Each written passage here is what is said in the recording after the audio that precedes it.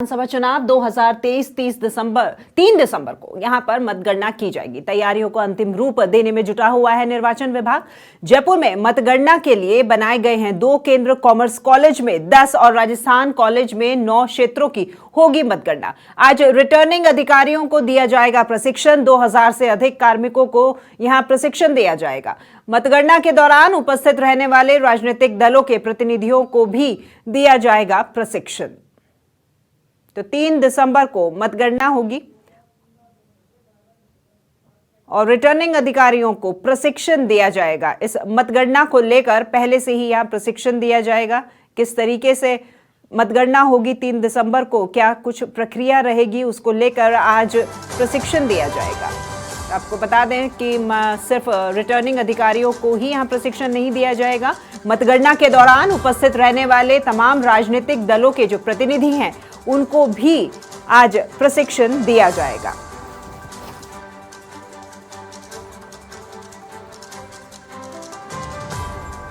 तो 2000 से अधिक कार्मिकों को आज प्रशिक्षण दिया जाना है। मतगणना के दौरान 2000 से अधिक कार्मिकों की ड्यूटी लगेगी और आज इन तमाम कार्मिकों को प्रशिक्षण दिया जाएगा।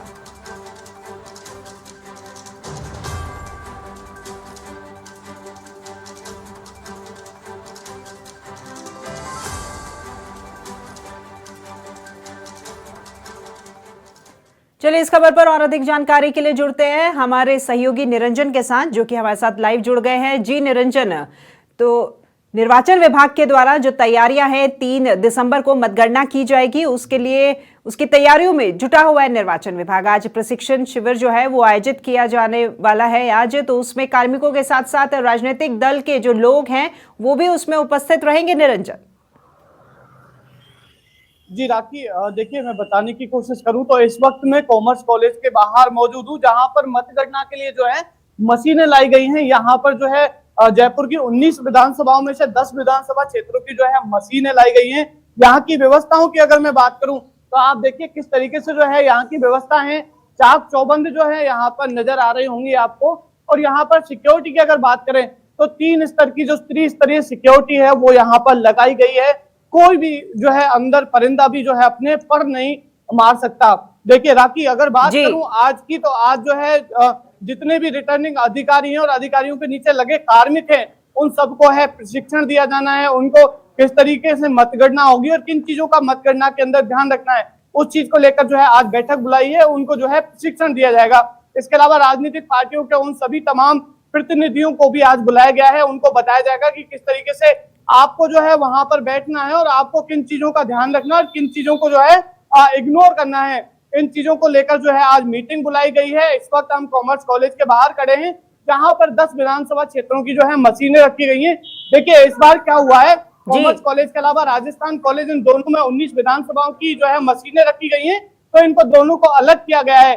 कॉमर्स कॉलेज में अधिकतर ग्रामीण इलाके जो है, ग्रामीण इलाकों की विधानसभा है, उनकी मशीनें रखी गई है। वहीं अगर हम बात करें राजस्थान कॉलेज की, तो राजस्थान कॉलेज में जो शहरी क्षेत्र हैं, चाहे वो आदर्श नगर हो, चाहे वो सिविल लाइंस हो, उन जो जितने भी क्षेत्र हैं शहर के अंदर आते हैं, उन सभी की जो है ईवीएम मशीन रखी गई है। जी देखिए 19 विधानसभाओं के जो रिटर्निंग ऑफिसर हैं उन सभी को कल ही बता दिया गया था कि आज जो है उन्हें प्रशिक्षण लेना है और उनको जिन चीजों का ध्यान रखना है उन चीजों के बारे में जो है बता दिया गया था। अब देखिए आज प्रशिक्षण होगा, उसके बाद में 3 तारीख को जो है मतगणना होगी। मतगणना में बहुत जो है सूक्ष्म तरीके की जो चीजें हैं उनका है जो ध्यान रखा जाता है। देखिए मैं इस वक्त की अगर बात करूं तो यहाँ पर एक गाड़ी पहुंची है, उसका किस तरीके से जो है यहाँ पर चेकिंग करके जो है उसको एंट्री दी जाएगी। देखिए आपको दिखाने की कोशिश करें तो यहाँ पर प्रत्येक गाड़ी की अंदर जो है एंट्री दी जा रही है, उसको चेक करके दिया जा रहा है। उसके जितने भी डॉक्यूमेंट हैं उनको चेक किया जा रहा है यहाँ पर सिक्योरिटी के द्वारा, और सिक्योरिटी जब उसको डॉक्यूमेंट को चेक कर रही है तब उनको अंदर जाने दे रही है।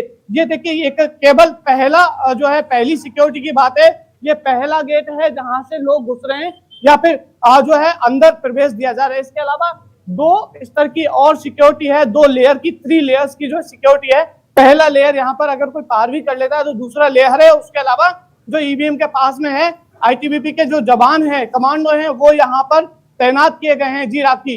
जी निरंजन, प्रशिक्षण कार्यक्रम का ये जो समय है, क्या उसके बारे में आपको जानकारी है कि किस समय ये शुरू होगा, और आज सिर्फ एक दिन के लिए ही है ये, और ये कब तक चलेगा? देखिए, सुबह से ही जो है प्रशिक्षण शिविर जो है, अब प्रशिक्षण का काम है 11 बजे से ही है शुरू कर दिया गया है। वहीं अगर मैं बात करूं तो शाम तक जो है करीब 5 बजे तक ये प्रशिक्षण का काम चलेगा। इन सबको बताया जाएगा किन चीजों का। देखिए राखी, मैं बताने की कोशिश करूं, जो मैंने जानकारी जुटाई है, जब ये मतगणना होती है तो उसके बीच में एक लेयर बनाई जाती है, एक तारों का मतलब जाल बनाया जाता है, जिसमें एक तरफ जनप्रतिनिधि होते हैं, दूसरी तरफ जो काउंटिंग कर रहे होते हैं कार्मिक वो होते हैं, और उनके ऊपर जो रिटर्निंग ऑफिसर होता है, और उसके बाद में जो केंद्र सरकार की ओर से पर्यवेक्षक जो लगाया जाता है, जिसके सुपरविजन में वो काम करते हैं, वो यहाँ पर होते हैं। तो जो पोलिंग के एजेंट आते हैं, या फिर मतलब कहें तो जो पार्टी की तरफ से जो एजेंट आते हैं, उनको जो है यहाँ पर सिक्योरिटी के अंदर दूसरी तरफ जो है उनको बिठाया जाता है। उनको किसी भी तरीके की कुछ करने की परमिशन नहीं होती है, वो आराम से वहां पर बैठे रहते हैं, और मतगणना जो है हो रही होती है, उसको पूरा जो है उस पर निगरानी रखते हैं।